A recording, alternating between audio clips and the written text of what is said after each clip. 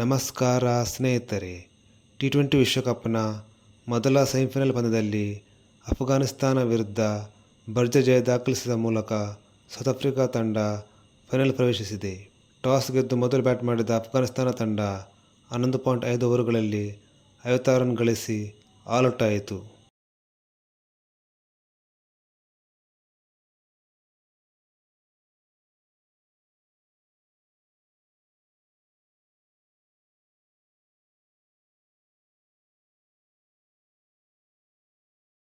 ಕೇವಲ 57 ರನ್ ಗುರಿ ಬೆನ್ನತ್ತಿದ south Africa ತಂಡವು 8.5 ಓವರುಗಳಲ್ಲಿ 9 ವಿಕೆಟ್ಗಳ ಭರ್ಜರಿ ಜಯ ದಾಖಲಿಸಿದೆ.